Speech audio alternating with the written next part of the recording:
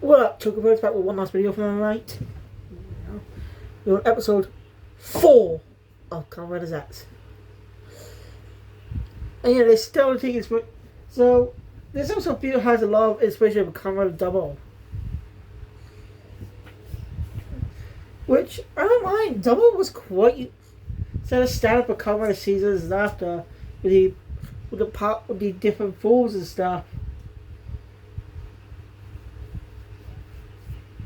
Walter just became part of Kamen thanks to Double. Decade doesn't count because he at some point is transforming the past Rhinos as an anniversary gimmick. But how many different forms became popular thanks to Double? You know? The Cyclo, Joker. So, I think it's pretty cool to take the Double inspiration with this episode, with the structure now. See, this is how I took episode of Double goes. These are villains I call dopants. So, basically, well, so I guess having it in the office. A dopant ends up attacking in a specific location.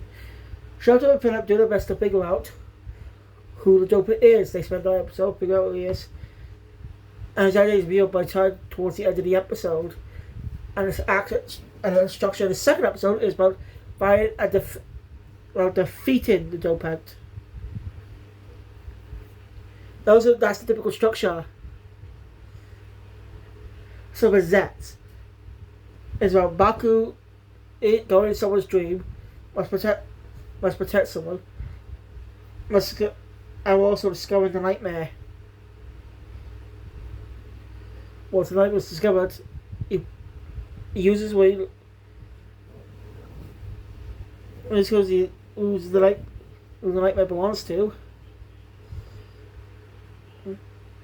Then he'll take care of it in the next episode, which I don't think is a bad idea. It actually works. It allows to make use of the setting.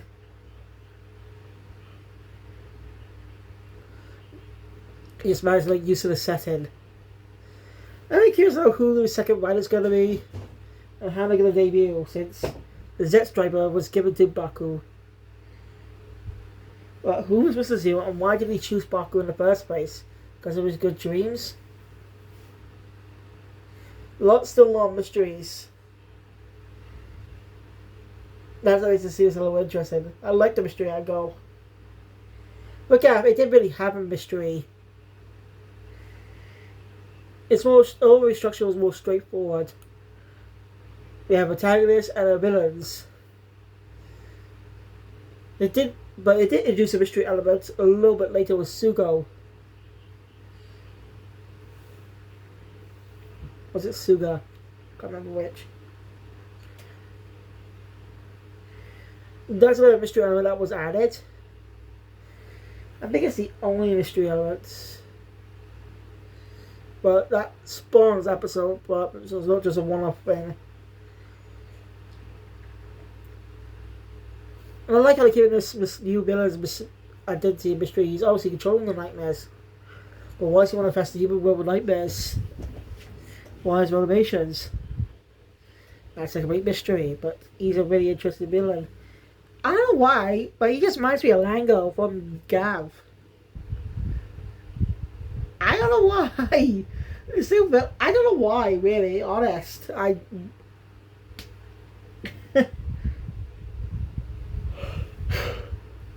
It's probably just me. Anyway.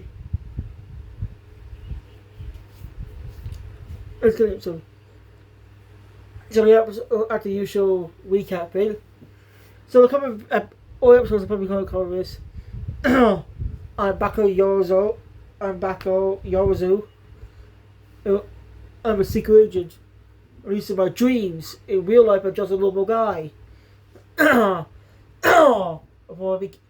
I became Kamen ZEZTZ. Something like that. It's gonna be pretty common for some of these episodes. It will certainly, at least for the first couple episodes, will certainly be cut down in the later episodes.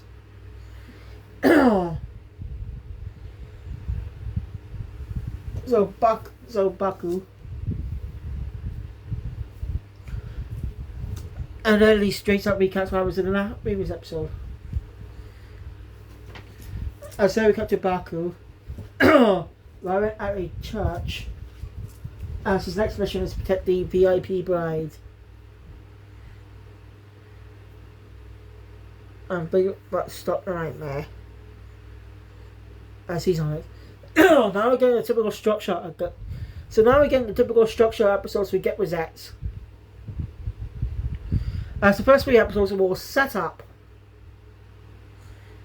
The first 3 episodes were more set up episodes. Now it's going into its formula now.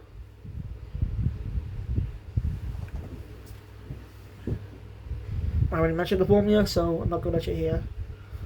So,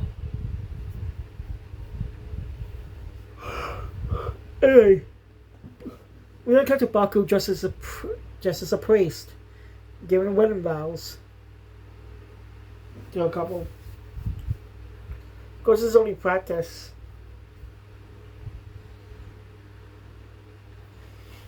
Then shows up. So this is quite a unique thing. So looks like the other. So she's gonna be Baku's unofficial partner in this story.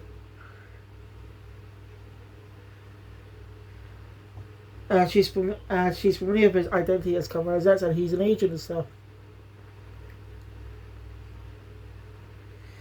So yeah, and she can help investigate the dream world too when Baku's awake. She probably asleep too. She is the real name. You get what I mean? Like say, she'll be. They'll be able to cover more angles that way. Be a cool dynamic to see more and more.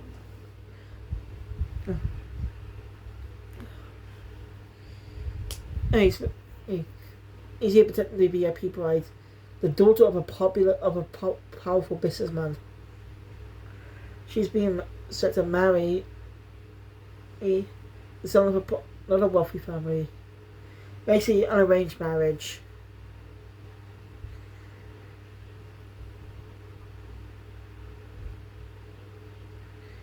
Nev is dressed up as a it's something to do with weddings. Flower girl, I think? No, I could be wrong. But yeah, she just likes weddings. It's beautiful. It stares at the retina. But when she pieces his nightmare, it goes over and sees a weird young man holding a knife. And we're gonna find out he's the bride's childhood friend. The bride's name is Miyuki. Backwards yesterday was like, definitely, huh? And then we get an opening for the season, and it's alright. I don't really care much about the song. It's not as catchy as Got Boost from previous season.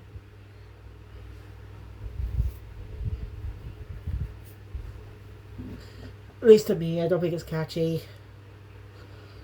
Visuals are alright too. Again, that was great because it was joyful and how you had to just lip sync to the song. It was really cute and fun. I get to see what's about the dreaming nature of the season, but it doesn't really for me. Doesn't do it for me. So yeah. But anyway.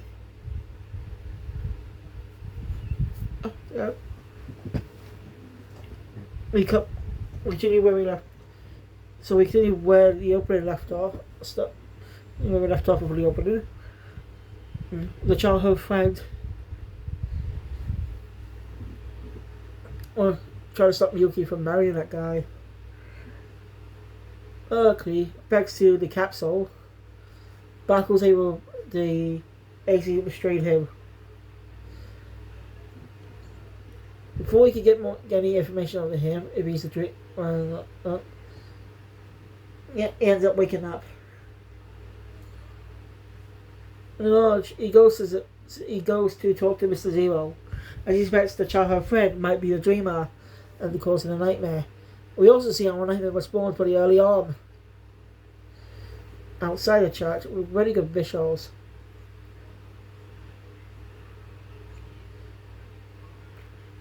Yeah, Baku suspects the childhood friend to be behind this. He's most likely suspect, but I was like, I don't think so. Because I've seen this trope before. Someone who's the obvious, basically someone who looks like an obvious suspect is just a red herring, but they'll reveal the actual person responsible. I literally seen this type of idea before, and I was right. Yeah. It doesn't stop me from enjoying the episode, but I kind of wish it was less predictable of who the nightmare belongs to.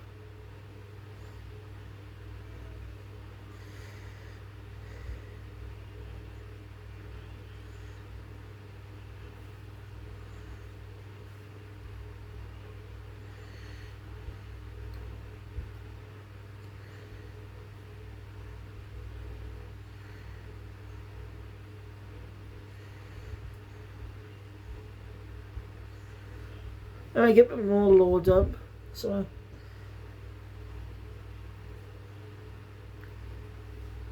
get a bit more of a lore dump.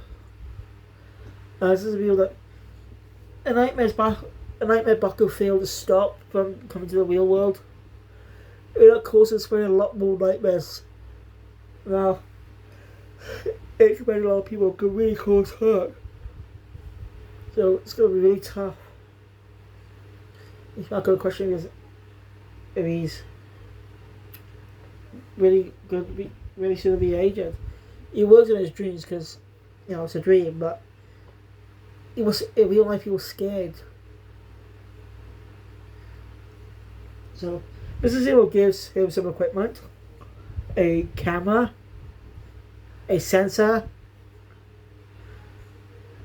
and an ID with a visor. I got a theory that's gotta be like psychic paper. I just have a theory, I just have a feeling about that. Don't know what psychic paper is. Go watch Doctor Who because it is well common in the early seasons. But it's basically paper that tricks your mind and stuff. It tells you what.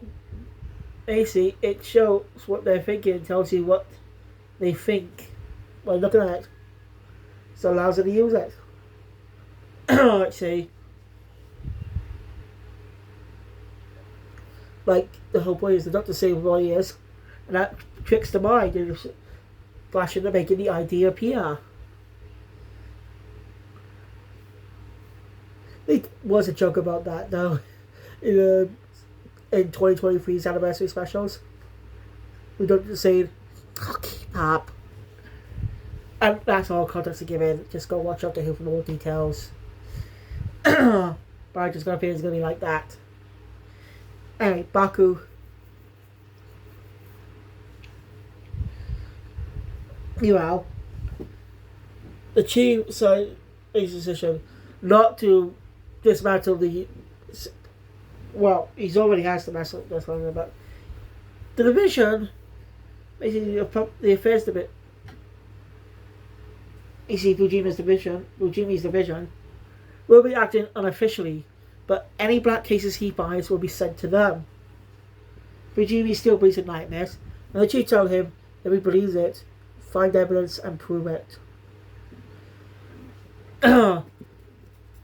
He basically like this now. It's because of the whole bombing incident and stuff, with it being unexplained how it came to be. And that's a smart decision.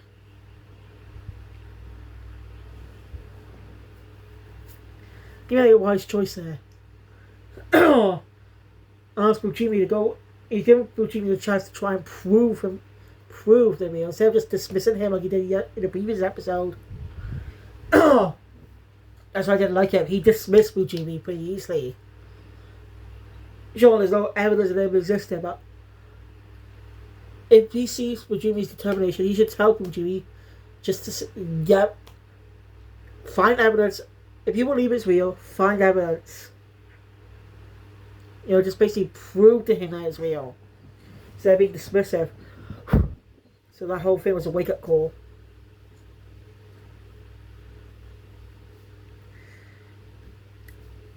So yeah, those are some Ujimi and Nagumo back on the chat. Back on the case. As Nagumo didn't really play much of a role in the previous episode. She only had 2 scenes, that's all. Baku was out running with Minami. Minami so Baku could get stand for the first mission. But he quickly tells his sister that it's especially to find job hunting. Good excuse. That's really for him to build up stamina in case he needs a bite. In case he lets a nightmare escape to the real world again.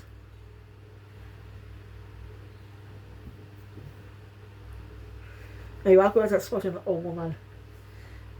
As he about to go and help, a tree branch falls. It's really awesome in time before it hits him.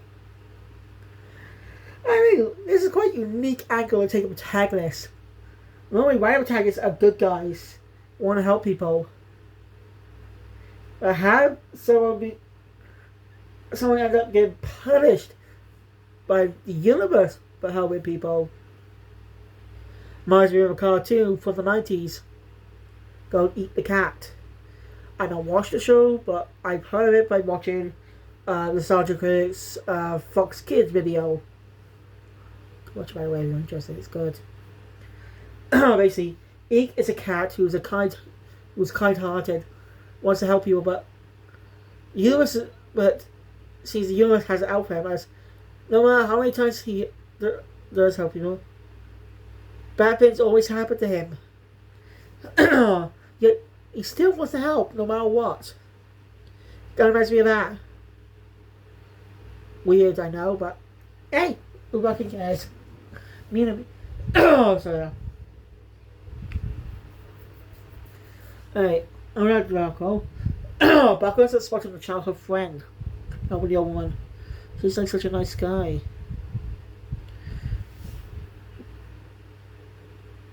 So, Marcus has to follow him to a cafe where the guy is talking to a friend of his. Darcy, I'm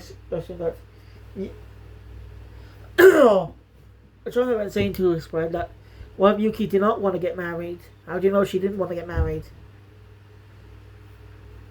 Something like that. Which, clicked in my head immediately. Well, not really, I was guessing it at the start. But this made it a little more obvious too. And motivation and stuff for the thing happening. I'll get to that point a bit later. And see, Parker was calling him. And so, guess the voice called him Mr. Zero. But Zero places him that. Finding links to the case. My person's interest linked to the suspect. It's good detective work. Means I'm a good agent.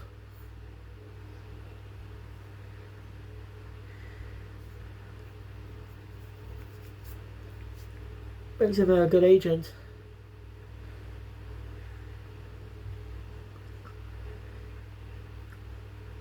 Yeah. So Bako's doing his best at night. He heads into the dreamland. And he's up in the church. And then again. I don't like the detail that when he meets there, he says good night. But, because normally you say good morning or Ohio. So, it's a little weird saying good night as a greeting. But I get it. I'm just saying. It's weird of it. But I get it because there's a dream and stuff. It's night.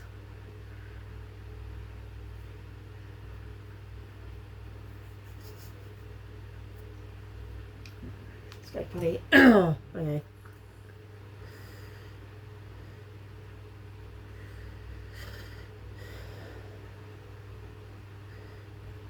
Also, I forgot to mention, I forgot to mention, Barco gained new capsules earlier. A bat won't allow him to fly. allows you to shoot. I think I like how they start out in English but translate to Japanese, like the title cards of the episodes. Start out English but transfer and become Japanese. Again, this was made for the Western world. This season was made for the Western audiences in mind. I like that. Shows it's good. My Baku pieces the sense outside. Because he suspects the childhood friends behind this.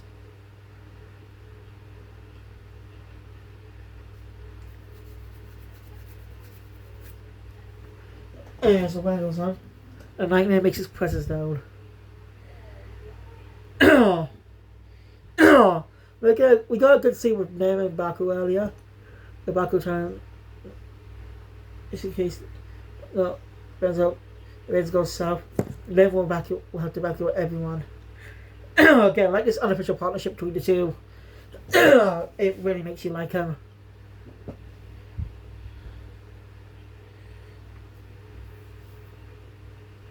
So, Baku. Alright, the weather.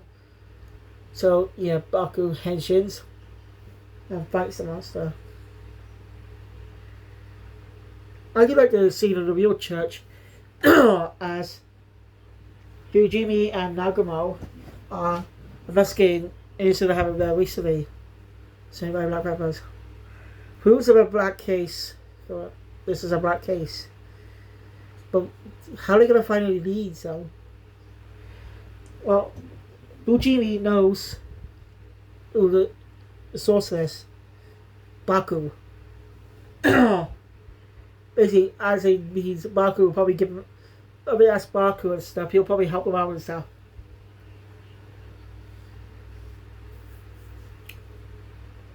Well, Baku is busy fighting the nightmare. So, and the boy ends up falling out of the church when it gets turned upside down. Wanted Baku to use the new power he gained, rescue her.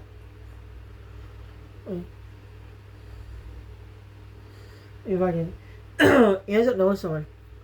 The childhood friend and their fiance weren't thrown out. But why? As I'm doing the dreamer. This is all part of the dreamer's nightmare. Even Baku realized that the dreamer isn't the childhood friend, but Miyuki herself. As the episode ends. And his I was. I predicted that from the fucking start. I'm sorry. I was able to guess what it was straight away. When I was able to guess it straight away really easily. And I think that's just pretty predictable. It's not wrong being predictable, but when you're trying to figure out who did it and stuff, it's not good when it's predictable. Albeit episode 5, episode 6 will be better for me for this case. We'll see.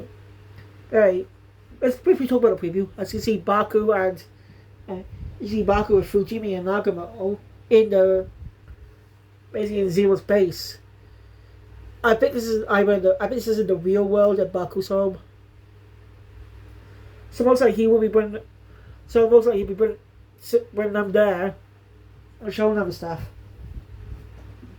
And I think we'll officially work together on the cases, help solve them. The police will do investigating on the outside, but Baku does the investigating on the dream side. It's a good partnership. I like how they know the secret at the start. And possibly, maybe Mr. Zero may make a second driver and give it to Fujimi. And get gas in, okay? I know it's still a little early for the secondary runner, but I still gas in for a lot of reasons. Because we are approaching around that time soon. I just want to guess in what the driver will be like and how if it's going to be the same guy you know, it's going to be Fujimi, or it's going to be a new character. Because he's the only other male character we know. Unless it's a female rider. Like, maybe Nem could become a rider, would become her steel, and she may become the samurai rider. Which I doubt. After the failure of female riders being sold for toy sales, as far as I heard, young boys do not want to buy toys of female characters. For some reason. Yeah, I don't know why. Because as a kid, when I was a kid, I bought the toys. I mainly bought the female ones because I just like the designs. Because my problems with the Red Ranger, with the Power Rangers toys, that the Ren are too fucking muscular. Like freaking comic book characters and shit. Not even based on the actual proportions of the actors that play them. That's one of my biggest gripes with that. It's not accurate. And Bandai, some reason, always did that. Then Hasbro, now, whatever fucking company owns it now, are big playmates. But yeah, I'm looking forward to this Squeeze characters partnership. And I'm still suggesting Fujimi may become the secondary writer. But let me know your theories on that in the comments below. Thank you all for watching. Enjoy my content. Please click on that button. Want to see more? Subscribe channel, look at your melody over this video, and I'll see you guys hopefully tomorrow for Gav. Sayonara.